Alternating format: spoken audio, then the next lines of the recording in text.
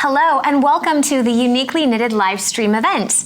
I'm Katie Hedges and this is my husband Ryan, and we have the honor and privilege of serving together on the Uniquely Knitted board. This week is a very special week for us at Uniquely Knitted. It's National Infertility Awareness Week. It's a week where people get to share about their experience with infertility with their friends and family and help people understand what it's like to go through it. Not only that, but it is the first time that Uniquely Knitted shared about what we were all about. This same time last year, we shared what we were planning on doing and how we were going to help the infertility community. So we're excited about tonight. We get to share what has happened over this past year and what we're going to be doing in the future. That's right, and we're also going to dive a little bit into how the coronavirus has impacted the infertility community and how we at Uniquely Knitted are poised to offer some much needed hope. So we're so glad that you're joining us tonight and really, really excited about what it is that we're going to share. Welcome everyone, we're here. This is fun, we're live. We want to say a special thank you to all of our donors and supporters who've been with us over the last year. Tonight represents a big night for us, and we're so glad that you can join us here. If you're from Instagram, Facebook, YouTube, however you found us, we're so grateful that you are here. If you're new to Uniquely Knitted, we are a nonprofit that works with people who are struggling from the effects of infertility. And if you don't know who we are, I'm Jessie Brown, and this is Doug Brown. Welcome. Our story is with infertility is that we have been struggling with infertility for 8 years. We did one IUI and one IVF with no pregnancy. And what then started our roller coaster of grief, really. And what I realized in that time was how desperate I needed my community, and that how my community showed up to the plate in amazing ways. And so once I was kind of on the other side of my journey, of my grief journey, I started mentoring people and realized that no one was sharing with their community that they had. They were completely left in isolation, and that's how Uniquely Knitted was born. And it was born like a year ago this Thursday. This Thursday is our birthday, which is exciting. It's been a great year for us. We've gotten to know the infertility community, the people who are going through treatments right now, and there are so many amazing warriors out there. And this year has also been a crazy year because a couple months ago, everything started to get canceled, and the coronavirus has affected everything. I mean, it's the reason we're live streaming this here tonight. And the infertility community has been greatly affected. Infertility cycles all over the place have gotten canceled. The American Society for Reproductive Medicine has suggested that all new treatments be stopped until they can start again after this whole thing. People are left wondering, when will it happen again? The mental health of the infertility community is suffering. They're wondering, when will this ever be my turn? When will I ever get my shot again at being able to do a treatment? So right now, people are suffering. They are suffering, and we see you. When you get a fertility treatment, it's not like going to the grocery store and getting a bag of chips. There's way more involved and a lot of prep involved, and all of that has come to a screeching halt. Maybe it took you a long time to get a doctor's appointment, and that is now canceled. You've already paid for your shots. You've been taking acupuncture. You're on special diets, whatever it is. It's just excruciating that has to stop when there's something so sweet in growing your family, and now it just comes to a screeching halt.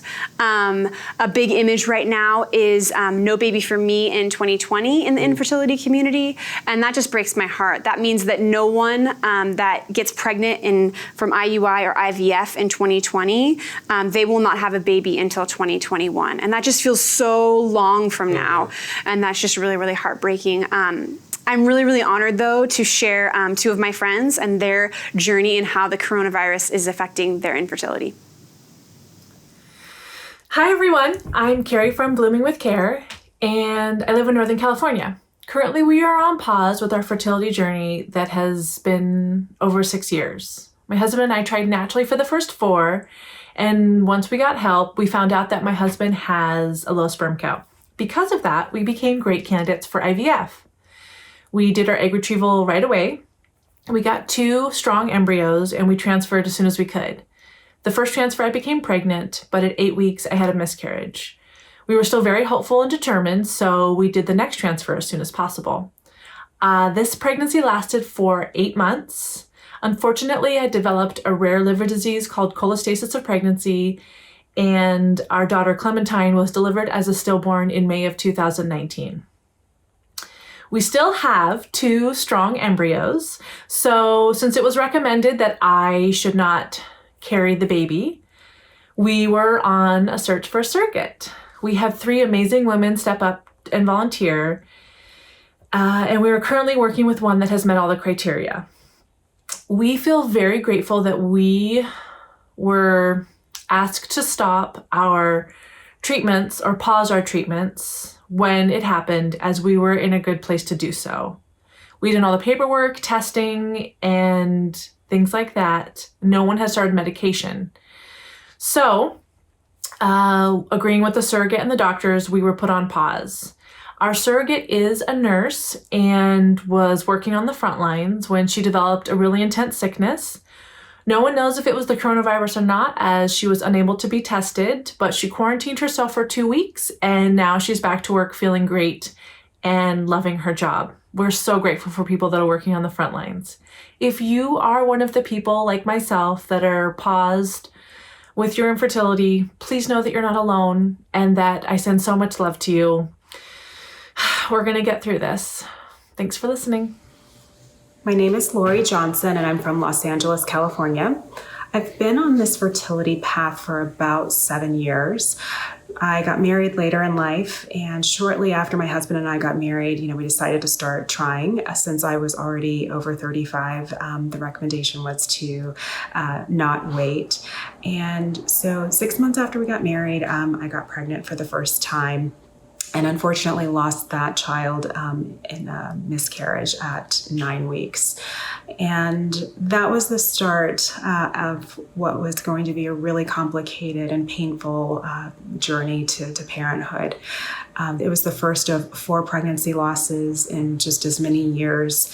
And so about 2 years ago, after my last miscarriage, I decided to take a break from treatments for a while, and just to kind of allow myself to heal. And I didn't realize the toll that just trying to get pregnant was taking on me and our relationship and on him. And so after taking a couple of years off, decided to start treatments again, and then find out that I have a fibroid inside my uterus that needs to come out. So what, was intense anticipation and excitement about finally being in a place emotionally to move forward with treatments now was just kind of crushed and put on hold. We're in this limbo, as many people are, given what's going on with the COVID pandemic, but trying to stay hopeful, trying to stay grounded and staying focused on being as healthy as I can emotionally, so that when the day comes and we can start treatments again, that it won't take kind of already be in that space to kind of proceed. But I know this has been just really a taxing emotional journey for a lot of us in the fertility world. But I think I'm doing relatively well, and trying to manage and staying as grounded as I can and focusing on my emotional health. And I also have the support of my fellow tribe members who, just are there whenever I need to, just kind of providing that encouragement and support that so many people in this community do. So thank you for listening. Take care.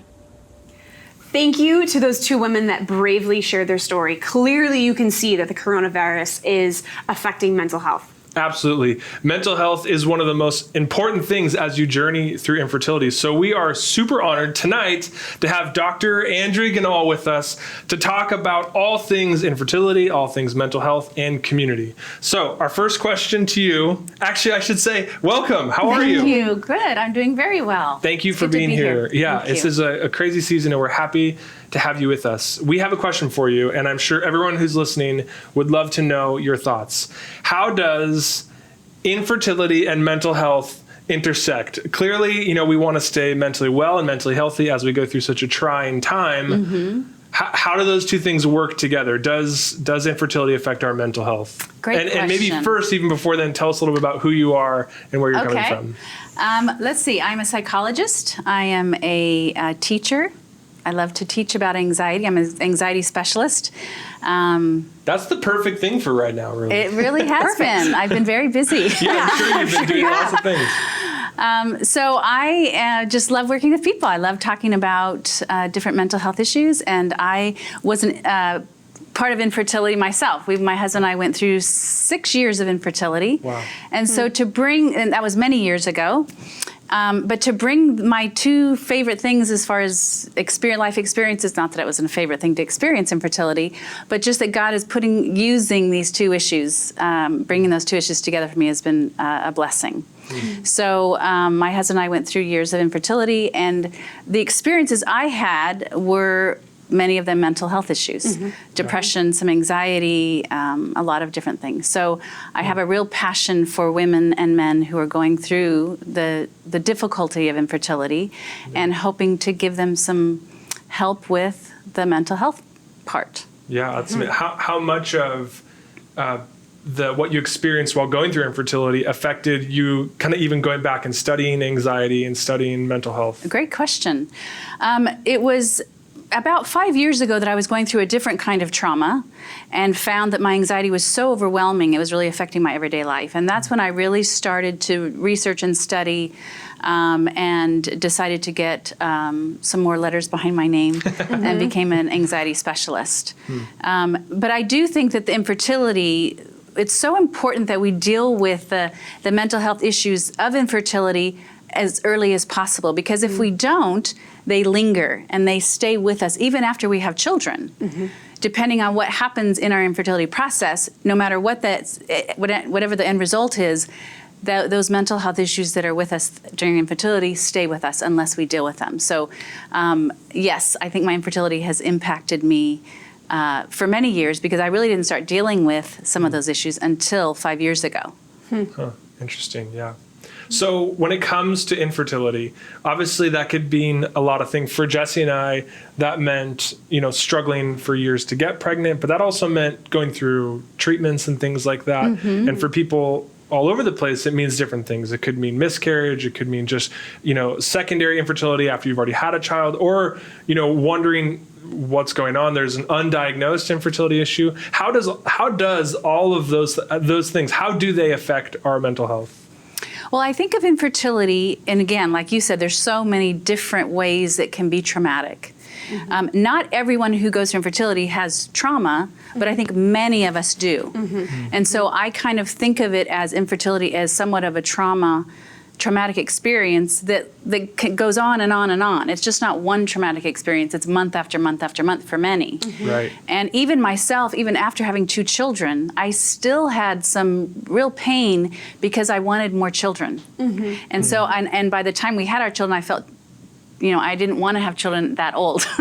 So even after having children, I still felt a lot of, I still suffered. And so I think that we need to deal with the anxiety and the depression and maybe the anger, the different issues that come up. And I think, again, everyone's different. The most common symptoms of infertility, mental health-wise, are anxiety and depression. And so it's very common. It's very common in our society in general, but with infertile couples, it's even more prevalent. And so I think it's very important to deal with those issues as early in the process as possible, because our mental health is important for so many reasons.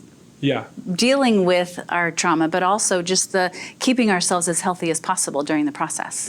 Yeah, I totally agree. Would you agree? Would you say that, as you're going through it, maybe let's just stop there. What are some of the signs, if someone's going through infertility right now, or they know someone who's going through infertility, what are some of the signs that they would be experiencing maybe an unreasonable amount of anxiety or depression? Okay. So the symptoms of each. Yeah. It sounds like what you're asking. Yeah, Okay. yeah. So anxiety, as far as a diagnosable anxiety disorder, if you will. First, I want to say we're all anxious, right? Especially right now during coronavirus. Yes. And so we all experience some anxiety. To get to a place where you really need help, professional help. There's many different many different anxiety disorders, of which I'm not going to talk about each one. But mainly the symptoms are, first of all, we have the physical symptoms. We have rapid heart rate, we have shallow breathing, we have muscle tension, we have stomach issues. So a lot of it is physical. So if you're finding yourself just really struggling with having a hard time catching your breath, having your heart racing more, struggling with sleep. Those are kind of a generalized idea of what the physical symptoms can be. The cognitive symptoms would be where we are always saying, what if I never get pregnant? What if I have another miscarriage? What if so-and-so gets pregnant and I have to deal with that? You know, because that's hard. Yeah, totally. And so a lot of what ifs, a lot of anticipation of the future. And as I always say, we want to, when we think of the future, we're often thinking that's where anxiety comes from. When we're thinking of depression, depressive thoughts, that's when we're thinking of the past. And so we want to stay in the present as much as possible. So the symptoms are kind of when you're thinking ahead, what if this happens or this happens in the future. And then you have the physical. Depression is, the physical symptoms are lethargy, like you're just tired all the time, you don't want to do anything fun, you kind of lack of interest of doing anything exciting or fun. It's so funny, as you're saying this, I'm thinking probably so many people are just feeling this way because of the situation that the world finds itself in. No doubt. Definitely the anxiety and depression is definitely increasing right now.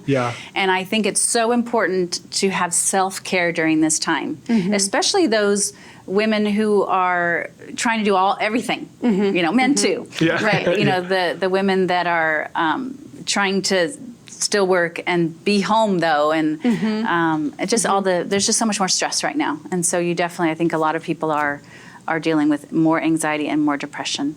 So in depression, you're going to feel just a lack of interest of doing things you normally would enjoy. Oftentimes, there's a lot more sleeping when you are depressed. Sometimes having a hard time falling asleep. With anxiety, the sleep tends to be more you wake in the middle of the night worrying. That would be how it affects sleep. And then obviously if there's any kind of suicidal thoughts or thoughts that this is, I just can't do this anymore, definitely those need to be dealt with immediately. Like not being able to go on. Just a sense of dread, a sense of just not looking forward to the next day. Just a lot of sadness. I would say those are the main ones. When you say that you need to make your mental health a priority, what does that mean? What are the steps that you can take to kind of combat and help the anxiety and depression? Okay, so I would say the number one thing we can do, outside of right now, don't watch the news so much. That's a huge piece, both for anxiety and depression. Is the self-care would be community. Number one thing we need is community. Now, I realize the community looks different right now, but we still need community. So I am encouraging people to do the Zoom, the FaceTime, whatever they can do, not just to hear the person's voice, but to see the person's face. Because we get so much from the visual as well as the auditory.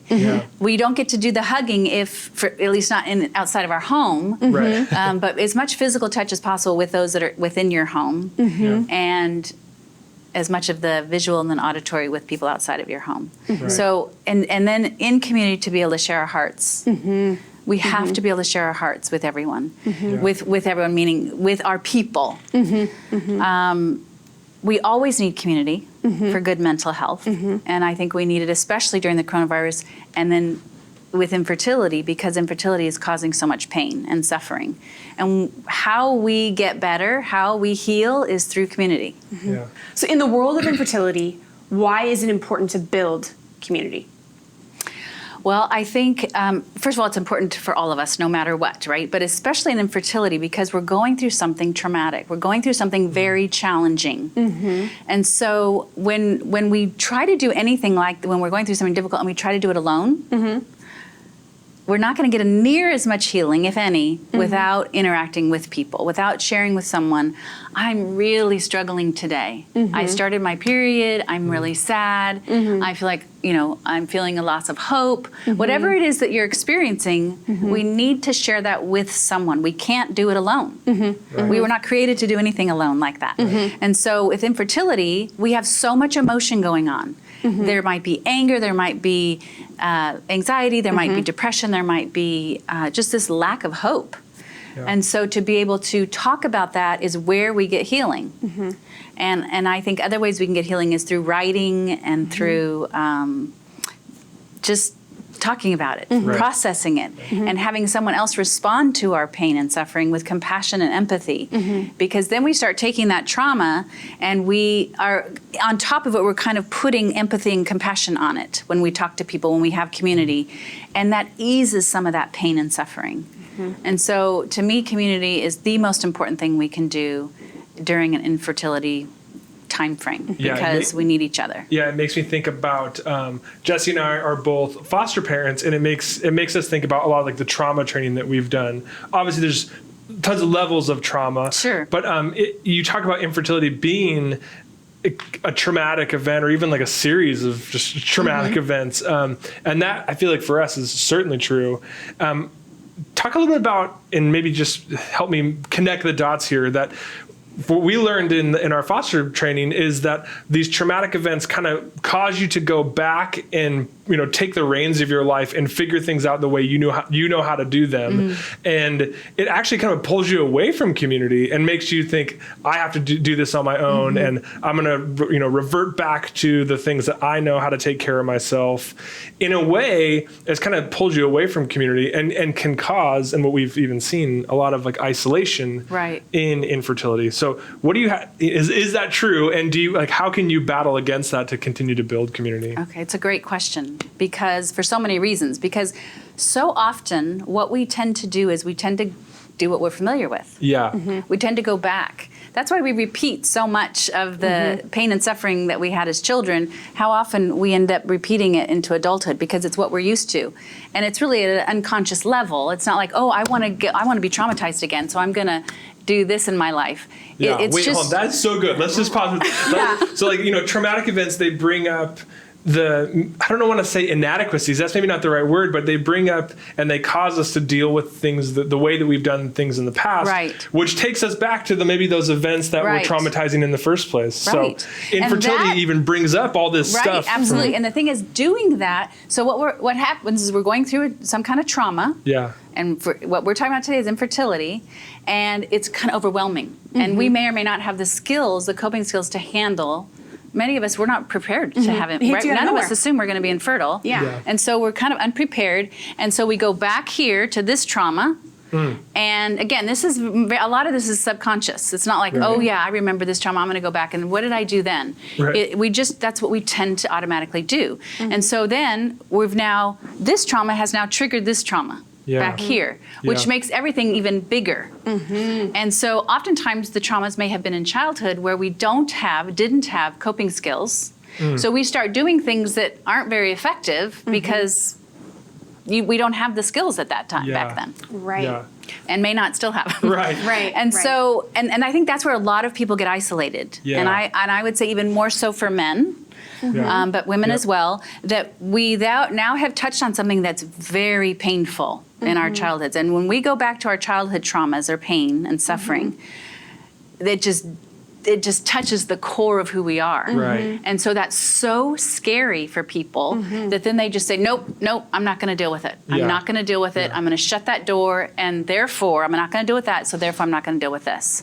And so I think that's how a lot of people get isolated in infertility and other issues as well, because they're so overwhelmed with going back here. And then is that where community comes in? Is that if we're reverting back to some of the ways we've cared for ourselves in the past and things are looking scary and we start to isolate ourselves, is that where you need your community to speak into your life and meet your needs? Because that's what we talk about all the time. Yeah, I think that's a huge part, because what happens is we all have distorted thinking. We all have distorted belief systems because we just grew up with that and we just assume, well, that's how life is. Life is people aren't safe, or life is that bad things happen to me all the time. Or we have these beliefs that we've developed. They're not all accurate. We make assumptions because we've experienced something. And so if we don't have other people in our lives to help us see that that's not necessarily true, and that there's some distortion there, we're never going to know. How will we know truth if we don't have other people pouring into our lives truth? And so true. our way of dealing with things, we need other people to say, you know, this might be another way to try. This may be, maybe you're thinking of this in this way, but maybe you could look at it in this way. If we don't have people in our lives pouring into us, we're never going to learn new skills and new ways of dealing with difficult situations. And so community is everything, in my opinion, because we need people to speak into our lives and pour into us new ideas and new ways of thinking. Right. And So it's not only your voice in your head. Right, exactly, because our voice in our head is a lot of times not accurate. Right. And you know, as an anxious person, that I have to battle with my own anxiety. My husband, who's not an anxious person, he has to sometimes put a mirror up to me and say, Annie, I think that you're jumping to conclusions, or I think you're catastrophizing again. Because sometimes I don't see it. It's so natural for me to do the things I did many years ago. So we need people to have a mirror and put it up and say, I wonder if maybe this is, you're dealing with something else. And so community is, you know, to me, that's one of the huge pieces of having people in our lives that can speak to us, that we can hear them. Right. I see a lot of people online. I feel like they're doing a really good job right now, like selling their infertility story online and on Instagram, but they're having a hard time bridging that gap to the people that are in their lives, like their moms or their sisters or whatever. How would you say, because of their remarks back to them, you know, like relax or, you know, all those things that are so hard when you're struggling with infertility, what would your advice be to someone to kind of bridge that gap when those comments aren't necessarily going to go away, but how do so they you're talking about the infertile person, or you're talking about the mother? Okay, or the infertile person. Whoever. Okay. The infertile person, yeah. So I think it's really important to remember that most people in our lives care about us, you know, especially family members. And so and I heard that many times for many years, if you just relax, I think you'd get pregnant. Yes. If you I hadn't thought of that. Yeah, thanks for being here. Thank goodness you saved me. Right. So, and yet, the people that said that they just wanted to say something, and it was really out of care and love. It wasn't about hurting me, even though it was hurtful. Yes, right. And so as that person receiving that message, I have a couple of options. One is to share my truth, which is, when you say that, it's super hurtful to me, and this is why. Because I have tried to relax, and there's a lot more going on than just relaxing to get pregnant. And so one, to be able to speak our truth in a loving way. And then to be able to remember that person, chances are, cares about me, and that this really is an act of love, not an act of trying to be hurtful. And so and then you take all that emotion, and that's where you get your community, and you call that friend and say, oh my gosh, my mother said to me again today, oh, you just need to relax, and oh my gosh, that was so hurtful, and then just be able to process that, because when we let it out, it doesn't stay here. If we keep it here, it's going to come out some other way. And usually the other way is kind of ugly. And so to be able to reach out to our community and say, okay, this happened again, this was said, this was done, I need to talk about this so that I can let it go. I've noticed that a lot of women don't have anywhere to go. They don't have anyone to turn to. Either their family is unhealthy or whatever, they can't turn to them, or they don't have a lot of community. Would you say online is a good place to start, or what would your advice be to that person? I think online is a great place to start, because one, it might feel safer for a lot of people. The goal would be that you can start online and meeting people that are dealing with the same thing you are. To me, finding community, if you don't have that developed in your life, it's the best way to start is to be community. For someone else. And so to reach out to people, you know, perfect, you're all that you guys are doing, which is amazing, by the way. Thank you. I wish I had this many years ago. But to be able to reach out to someone who's dealing with the same issue and be there for them, and hopes too that you would also be cared for. And so I think it's a great place to start, so you can start developing relationships. One, that you guys are dealing with the same thing, and two, to learn how to develop trust, because some people really struggle. They've been really burned and really hurt by people in their lives, and so to start developing a trusting relationship within online. Again, it's not like you don't know anything about them, right? There's some connection. There is. And so it's to start to develop relationships that way. And then my hope would be for that person to then start to be able to develop those outside of online at whatever communities you're involved with, whether it's a church or whether it's, you cycle and so it's those people, whatever it is, to start developing trusting relationships with people. And even going to your infertility doctor, and maybe they also have some connections of people, which I know you guys are doing some awesome Working things on with that. that as well. So yeah, I think online's a great place to start, especially if you have a lot of toxic relationships and are afraid to start there and be that community for someone else. And my hope and prayer is that they will also be a community to you. It's awesome. Thank you, Annie, for being here. We really, really, really appreciate it. Oh, it's great being here. Thanks for having me. Yes, of We could course. talk We're all honored. night. Yeah, we seriously. Well, Yes. We probably should talk all night, but we can't.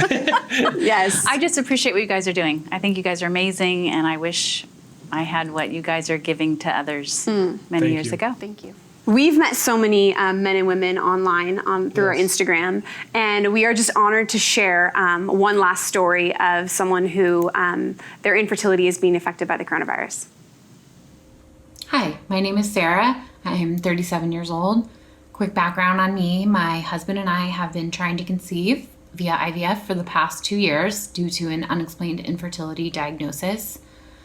Over the past 2 years, I've undergone 3 egg retrievals and 2 failed frozen embryo transfers. In late January, I underwent surgery for removal of fibroids and endometriosis. We've been really looking forward to the opportunity to transfer our single remaining embryo after I healed from surgery. However, the date when we'll be able to proceed with that is much in question now due to the COVID-19 crisis. So much of IVF revolves around so much waiting already, waiting for your cycle to start, waiting for test results, waiting for your body to heal. So knowing that you have to wait even longer, perhaps indefinitely, is a really difficult pill for people to swallow. My heart goes out to everyone who has been affected by this crisis, to all the people in the infertility community who have had to put their dreams on hold. One of the things that gives me a lot of comfort is knowing that I'm not alone in this, and we are hopeful that we'll all be able to get started again soon. I hope everybody takes care. Hello, my name is Jamie Selwa and I'm from Columbus, Ohio. My husband and I have been on our fertility journey to try to conceive our first child for almost 3 years now. For a couple of years, we were undiagnosed, unexplained infertility. After seeing a specialist for about a year and going through 8 rounds of Clomid and 3 failed IUIs, we had moved on to laparoscopy surgery, which actually uncovered that my tubes are blocked from scar tissue. So after that, we had a slight answer for our infertility, but it also meant that our best chances of conceiving would be through IVF. So we started our first prep for our first IVF cycle in January of this year. Luckily, with timing, we were able to get our egg retrieval in early March, which was really right before everything started happening with COVID. We also were able to do a fresh transfer shortly after, but unfortunately that transfer failed. So right now in our cycle, we are just waiting to find out when we can do our frozen transfer and when we can prep for that. Luckily, even though my clinic is closed, they've been great about having me fill out the paperwork beforehand so that we can get started as soon as possible, as soon as everything opens back up. So unfortunately, like many others, COVID has really put us on hold with our treatments right now, which is super frustrating because already being infertile and almost 3 years onto this journey, it feels like every month that you're not doing something or you're not moving towards something or you know what you're going to be next, it just feels like a wasted month and is super frustrating. I'm trying to stay hopeful. Same with my husband. We're just trying to take this time to enjoy home and just be very appreciative that we are safe and that we're able to be home while still having our jobs and doing our jobs. So we're staying hopeful, and we just really hope that everything goes back to semi-normal or slowly starts to go back to normal very soon, so that ourselves and everyone else in the situation can start to begin their treatment as well. Infertility for some will be a traumatic event, or really a series of traumatic events. And as we have seen, traumatic events will put pressure on your ability to care for yourself.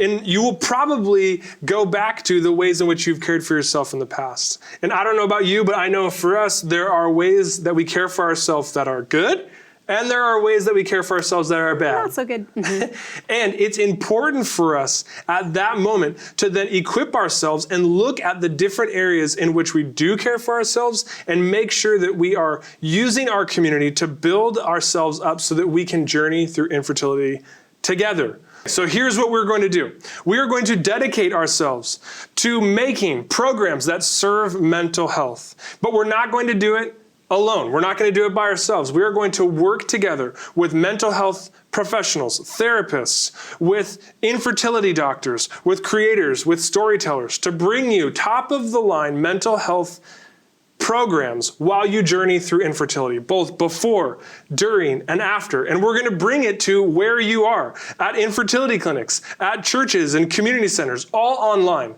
so that while you go through infertility, you have the tools you need to equip yourself and to go into this very crazy, traumatic, stressful season of your life, feeling like you're equipped to care for your mental health. Yes. And this is a very surreal moment for Doug and I, because this has been on the table ever since the beginning of Uniquely Knitted. When we first started talking about boxes, it slowly became more and more of what we wanted to do. And we have been working on this for a very long time. And we are so excited for it to be coming soon. And really the reason that we made this mental wellness program is because we no longer want you to be alone. We no longer want you to be in isolation, and we want you to get care. That is what this is all about, and that is what Uniquely Knitted is all about.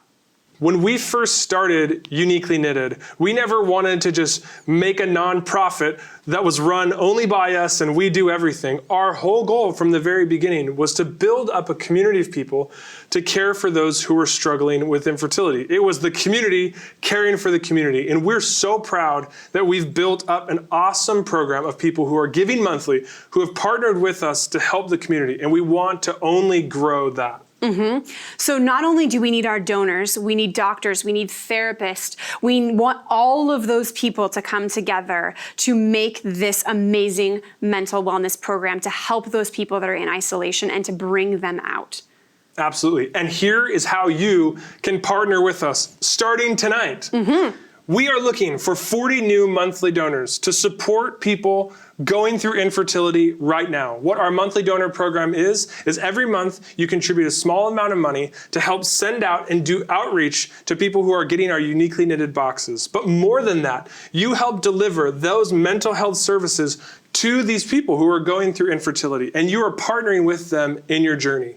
We're also looking for, throughout the spring, $20,000 in donations. This is going to help us bring this program to clinics, to churches, to community centers for people who are going through infertility. So tonight, you can even begin to partner with us. How can they do it? How can they do it? They can do it through becoming a monthly donor, which is our Uniquely Committed program, and that is on our website, or you can give at our YouTube page right here. That's right. We are looking for people to be dedicated alongside with us. So if you've been following Uniquely Knitted for a while and you want to partner with us in bringing mental health services to people who are struggling from infertility, I encourage you to sign up today. Sign up on our website. Become uniquely committed to this issue. You can sign up down below to donate. We are looking for people who are passionate about this community. If you're watching this and you're a doctor or you're a therapist and you want to help us bridge the infertility world with the mental health world, reach out and contact us. We cannot do this by ourselves. We are so grateful for you. Everything that we do exists to bring community together. Bring your community together for you while you're struggling, but also bring all of us together to serve people who are struggling. So thank you for joining us tonight. It's been so wonderful. Thank you to Annie Ganal. That was so good. Everything she said, mic drop. Mind-blowing. We're going to do a question where you're going to submit your questions with her. Yes. Soon. Well, you'll hear more from her soon. Thank you to Calvary Church in Santa Ana for this awesome studio. Thank you for allowing us into your living room or your couch. I don't know where you are right now. Could be in the bathroom. Who knows? Who knows? Have a great night. Stay safe. And we will see you soon. Farewell.